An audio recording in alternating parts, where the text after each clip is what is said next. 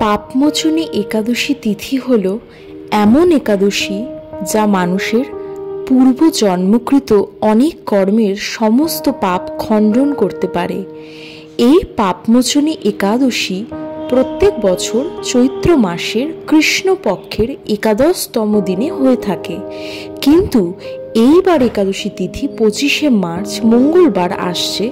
কিন্তু আমরা এই একাদশী ব্রত পালন 25শে মার্চ মঙ্গলবার করব না, আমরা পালন করব 26শে মার্চ 2025 বুধবার। সুতরাং এইবার আমরা একাদশী ব্রত পালন করার জন্যে মহাদ্বাদশীর দিন এই ব্রত পালন করব। এর কারণ হলো এইবার ব্যঞ্জলি মহাদ্বাদশী আসছে। ব্যঞ্জলি মহাদ্বাদশী মানে এমন একটা সংযোগ তৈরি হচ্ছে, মানে যে একাদশী দ্বাদশী তিথিতে বিস্তারিত হয় না, বরং দ্বাদশী তিথি ত্রয়োদশী তিথিতে বিস্তারিত হয়, এই রকম সংযোগকেই ব্যঞ্জলি মহাদ্বাদশী বলে। সূর্যোদয় থেকে আরম্ভ করে একাদশী পূর্ণ হলে এবং দ্বাদশীও পূর্ণ হয়ে তার পরের দিন ত্রয়োদশীতে কিছু অংশ থাকলে ওই দ্বাদশীকে ব্যঞ্জলি বলা হয়। এক্ষেত্রে একাদশী না করে ওই দ্বাদশীতেই উপবাস করতে হবে, পরের দিন দ্বাদশীর মধ্যেই পারণ করতে হবে, ত্রয়োদশীতে পারণ নিষেধ। পদ্মপুরাণে বলা হয়েছে এই দ্বাদশী ব্রত শ্রীহরির অত্যন্ত প্রিয়। একটি অশ্বমেধ যজ্ঞ 1000 অগ্নিষ্টম থেকে শ্রেষ্ঠ, আবার একটি বাজপেয় 1000 অশ্বমেধ থেকে আরও বেশি শ্রেষ্ঠ। একটি পুণ্ডরিক 1000 বাজপেয় থেকে অধিক ফল বিশিষ্ট। একটি সৌত্রামণি সহস্র পুণ্ডরিক থেকে শ্রেষ্ঠ। একটি রাজসূয় 1000 সৌত্রামণির চাইতেও শ্রেষ্ঠ। কিন্তু একটি ব্যঞ্জলি ব্রত সহস্র রাজসূয় অপেক্ষাও অধিকতর শ্রেষ্ঠ। কলিকালে ব্যঞ্জলি এই শব্দ উচ্চারণ মাত্রই শত সহস্র জন্মের পাপক্ষয় হয়ে থাকে। তাই একাদশী অসংখ্য পাপের খণ্ডন করে।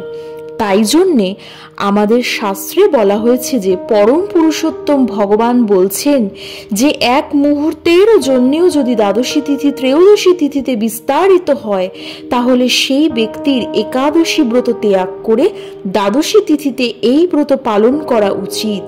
এই ব্যক্তি ভৌতিক জগৎ থেকে মুক্তিপ্রাপ্ত হন। তাই এর জন্যেই আমরা 26শে মার্চ বুধবার একাদশী ব্রত পালন করব এবং পুণ্য ফল লাভ করব, কারণ এটা মহাদ্বাদশী তিথি। শাস্ত্রে আরও বলা হয়েছে যখন মহাদ্বাদশী তিথি আসবে তখন একাদশী তিথির ত্যাগ করে মহাদ্বাদশী তিথি করাই ভালো এবং অধিক পুণ্যফল লাভ হয়, তাতে কোনো অপরাধ হবে না। চলুন এবার আমরা মহাদ্বাদশী তিথিতে পাপমোচনী একাদশীর ব্রত মাহাত্ম্য কথা শ্রবণ করি। যুধিষ্ঠির শ্রীকৃষ্ণকে বললেন, হে জনার্দন, চৈত্র মাসের কৃষ্ণপক্ষের একাদশীর নাম ও মাহাত্ম্য কৃপা করে আমাকে বলুন। শ্রীকৃষ্ণ বললেন, হে ধর্মরাজ যুধিষ্ঠির, আপনি ধর্ম বিষয়ক প্রশ্ন করেছেন। এই একাদশী সকল সুখের আধার, সিদ্ধি প্রদানকারী ও পরম মঙ্গলময়, সমস্ত পাপ থেকে নিস্তার বা মোচন করে বলে এই পবিত্র একাদশী তিথি পাপ মোচনী নামে প্রসিদ্ধ। রাজা মান্ধাত্তা একবার লোমশ মুনিকে এই একাদশীর কথা জিজ্ঞাসা করেছিলেন।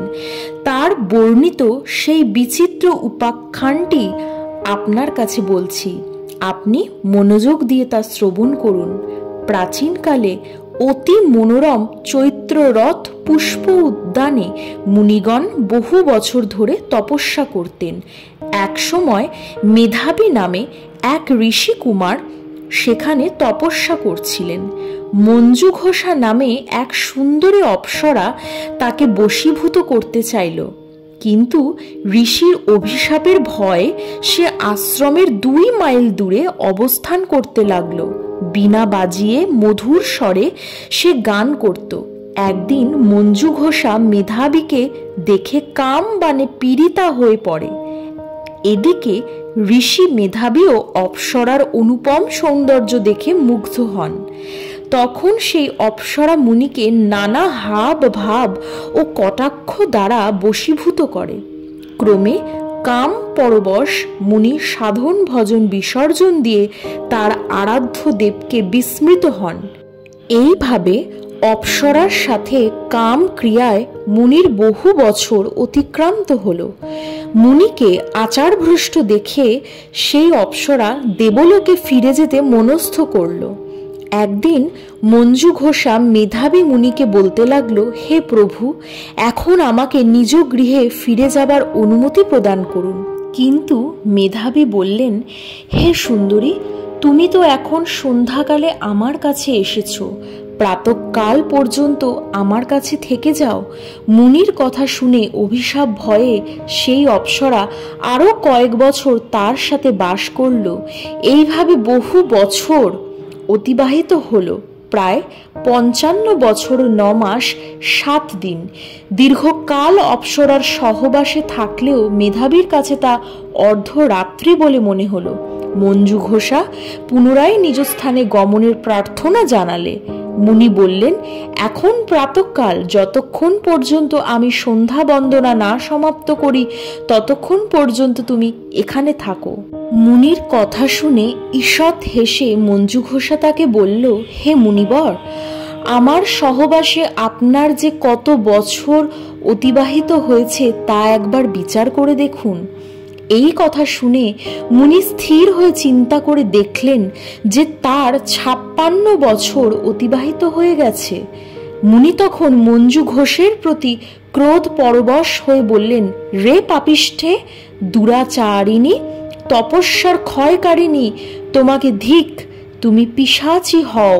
মেধাবীর শাপে অপ্সরার শরীর বিরূপপ্রাপ্ত হলো। তখন সে অবনত মস্তকে মুনির কাছে শাপমোচনের উপায় জিজ্ঞাসা করল। মেধাবী বললেন, হে সুন্দরী, চৈত্র মাসের কৃষ্ণপক্ষিয়া পাপমোচনী একাদশী সর্বপাপ ক্ষয়কারী। সেই ব্রত পালনে তোমার পিশাচত্ব দূর হবে। পিতার আশ্রমে ফিরে গিয়ে মেধাবী বললেন, হে পিতা, এক অপ্সরার সঙ্গদোষে আমি মহাপাপ করেছি। এর প্রায়শ্চিত্ত কি তা কৃপা করে আমায় বলুন। উত্তরে চবন মুনি বললেন, চৈত্র মাসের কৃষ্ণপক্ষিয়া পাপমোচনী একাদশী ব্রতের প্রভাবে তোমার পাপ দূর হবে। পিতার উপদেশ শুনে মেধাবী সেই ব্রত ভক্তি সহকারে পালন করল। তার সমস্ত পাপ দূর হলো। পুনরায় তিনি তপস্যার ফল লাভ করলেন। মঞ্জু ঘোষাও এই ব্রত পালনের ফলে পিশাচত্ব থেকে মুক্ত হয়ে দিব্য দেহে স্বর্গে গমন করল। হে মহারাজ, যারা এই পাপমোচনী একাদশী পালন করেন তাদের পূর্বকৃত সমস্ত পাপই ক্ষয় হয়। এই ব্রতকথা পাঠ ও শ্রবণে সহস্র গোদানের ফল লাভ হয়। শ্রী গুরুদেব খুশি হলে শ্রীহরিও প্রীত হন।